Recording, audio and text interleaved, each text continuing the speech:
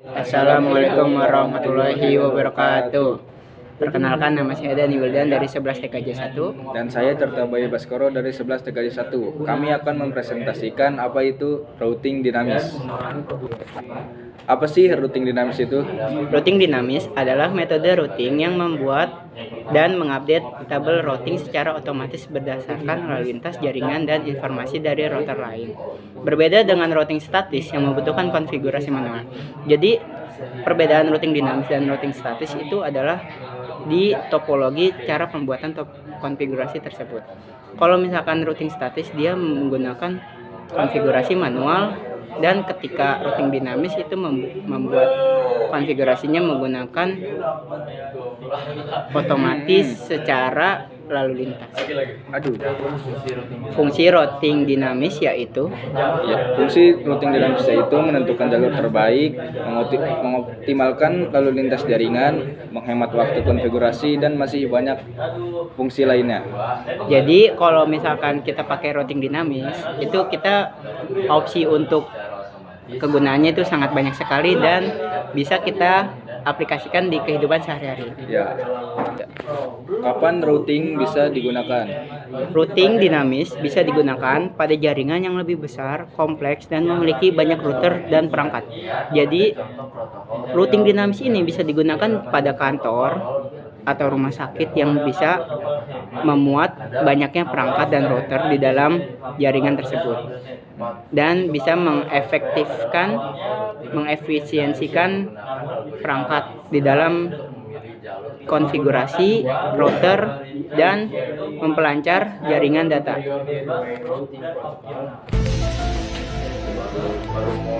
Ada berapa sih jenis-jenis protokol routing dinamis?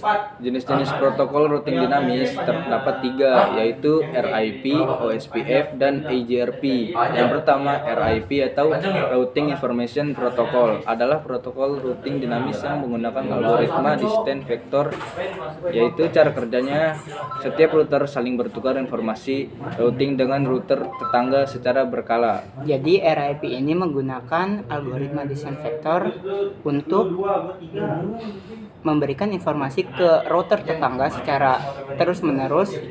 Ketika ada permasalahan, dia akan menyampaikan pesan ke router tetangga. Yang kedua yaitu OSPF atau Open Source Path First, adalah mendistribusikan informasi tentang topologi jaringan ke semua router dalam area yang sama dan setiap router kemudian menggunakan informasi ini untuk menghitung jalur terpendek ke setiap tujuan menggunakan algoritma Dijkstra. Jadi OSPF ini adalah sebuah topologi jaringan untuk semua router dalam area yang sama. Jadi ketika area yang berbeda, dia tidak bisa saling bersatu. Setiap router kemudian menggunakan informasi ini untuk menghitung jalur terpendek. Jadi informasi itu akan dikirimkan melalui router yang paling dekat, jadi tidak bisa untuk router yang jauh. Jadi distribusi data itu saling dari router satu ke router yang paling terdekat dari router tersebut. Yang ketiga yaitu AGRP. Prinsip kerja umum AGRP adalah menggunakan algoritma dual atau diffusing update algorithm, yaitu membangun dan mengupdate table routing serta menggunakan paket hello untuk mendeteksi dashboard dan memastikan jalur yang bebas loop. Jadi prinsip kerja umum AGRP ini adalah algoritma dual atau diffusing. Jadi dia selalu mengupdate setiap algoritma daripada yang masuk dari pengunjung masuk ke dalam topologi dan memastikan jalur yang bebas loop. Jadi memastikan jalur yang tidak ada hambatannya untuk dilewati. Ketika ada resiko, pasti ada solusi. Nah, solusinya apa aja sih? Yang pertama, pemilihan protokol. Pemilihan protokol yang tepat tergantung pada berbagai faktor, termasuk kebutuhan spesifik bisnis, keterbatasan perangkat, skalabilitas, keamanan, dan biaya. Untuk solusi yang optimal, pertimbangan hal-hal berikut. 1. Kebutuhan khusus bisnis. 2. Keterbatasan perangkat. 3. Skalabilitas. 4. Biaya. Dan yang terakhir yaitu keamanan. Jadi ketika kita memilih protokol itu harus tepat di berbagai faktor, bukan hanya satu sisi saja. Kita harus memikirkan kebutuhan khusus bisnis seperti apa saja yang kita harus keluarkan untuk membuat topologi seperti router, PC, kabel. Ketika kita memiliki keterbatasan perangkat, itu akan mempengaruhi topologi kita sendiri. Dan skalabilitas ini secara luas, bisa skalabilitas kecil, skalabilitas besar. Itu kita menentukan sesuai dengan apa yang kita mau. Ketika kita skalabilitas kecil itu hanya untuk di rumah, di taman. Kalau skalabilitas besar seperti di kantor, di institusi, dan perusahaan. Dan biaya. Membuat topologi itu membutuhkan biaya yang cukup lumayan besar. Jadi kita harus mempertimbangkan biaya tersebut agar bisa dapat kita manajemen. Yang terakhir adalah keamanan. Ketika kita membuat topologi, kita harus mengamankan topologi tersebut. Ketika ada pembobolan, kita harus bisa men-troubleshoot ketika ada terjadi kesalahan dalam sistem. Yang kedua ada timer update. Mengatur timer update dalam routing dinamis melibatkan penggunaan protokol routing yang mendukung fitur seperti trigger update dan hold time, serta pengaturan interval pembaruan yang tepat. Protokol routing dinamis seperti RIP, AGRP, dan OSPF memiliki pengaturan timer yang berbeda-beda. Jadi, pemilihan protokol dan konfigurasi yang sesuai sangatlah penting. Jadi ketika kita ingin membuat topologi, kita harus memikirkan tentang timer update, yaitu mendukung fitur seperti trigger update, hold time, dan pengaturan interval pembaruan yang tepat. Jadi setiap kita mempunyai topologi, kita harus memperbarui secara update dan up to date. Seperti kita menggunakan RIP, EAGRP, dan OSPF memiliki pengaturan timer yang berbeda. Konfigurasi tersebut harus kita kelompok-kelompokkan untuk apa, dan kegunaannya harus kita manajemen. Yang keempat yaitu teknik split horizon dan Poisson reverse. Split horizon dan Poisson reverse adalah yang digunakan dalam protokol routing distance vector seperti RIP untuk mencegah loop routing dan meningkatkan efisiensi kerja. Jadi split horizon itu ketika kita ingin mengamankan jaringan, kita harus mencegah loop routing dan meningkatkan efisiensi jaringan.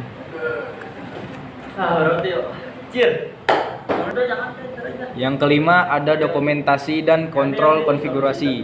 Adalah dua hal yang saling berkaitan dan penting dalam manajemen sistem, terutama dalam konteks pengembangan perangkat lunak dan keras.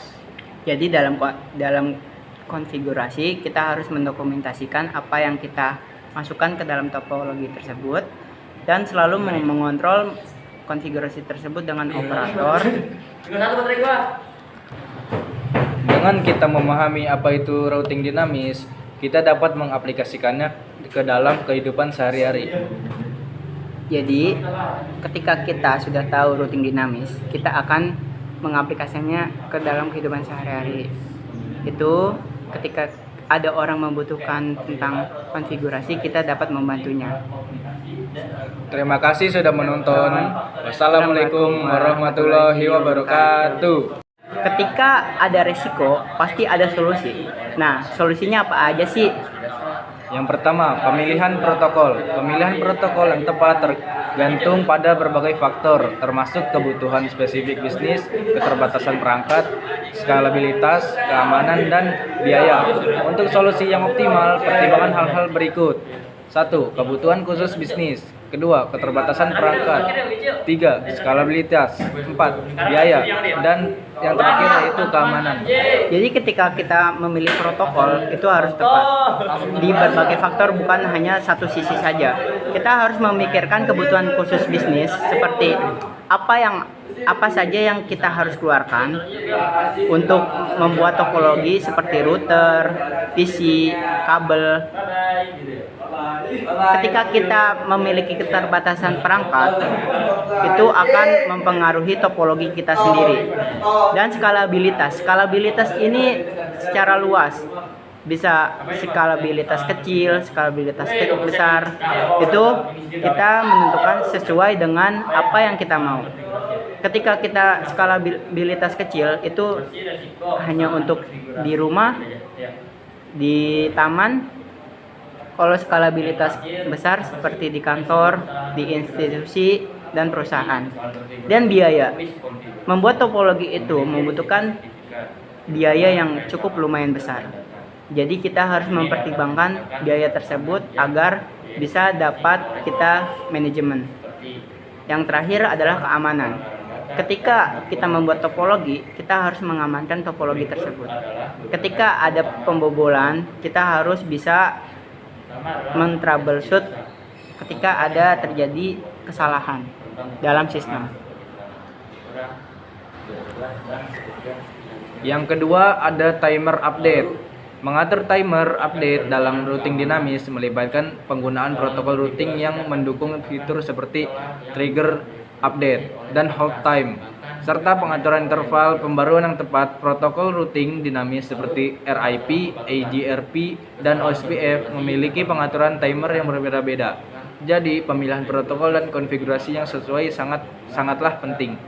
Jadi ketika kita ingin membuat topologi, kita harus memikirkan tentang timer update, yaitu mendukung fitur seperti trigger update, hold time, dan pengaturan interval pembaruan yang tepat. Jadi setiap kita mempunyai topologi, kita harus memperbarui secara update dan up to date. Seperti kita menggunakan RIP, EAGRP, dan OSPF memiliki pengaturan timer yang berbeda.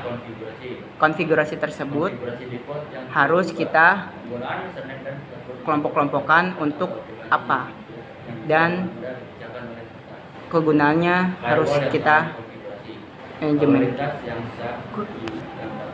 Yang keempat yaitu teknik split horizon dan Poisson reverse. Split horizon dan Poisson reverse adalah yang digunakan dalam protokol routing distance vector seperti RIP untuk mencegah loop routing dan meningkatkan efisiensi kerja. Jadi split horizon itu ketika kita ingin mengamankan jaringan, kita harus mencegah loop routing dan meningkatkan efisiensi jaringan. Yang kelima ada dokumentasi dan kontrol konfigurasi. Adalah dua hal yang saling berkaitan dan penting dalam manajemen sistem, terutama dalam konteks pengembangan perangkat lunak dan keras. Jadi dalam konfigurasi kita harus mendokumentasikan apa yang kita masukkan ke dalam topologi tersebut dan selalu mengontrol konfigurasi tersebut dengan operator. Dengan kita memahami apa itu routing dinamis, kita dapat mengaplikasikannya ke dalam kehidupan sehari-hari. Jadi, ketika kita sudah tahu routing dinamis, kita akan mengaplikasikannya ke dalam kehidupan sehari-hari. Itu ketika ada orang membutuhkan tentang konfigurasi, kita dapat membantunya. Terima kasih sudah menonton. Wassalamualaikum warahmatullahi wabarakatuh.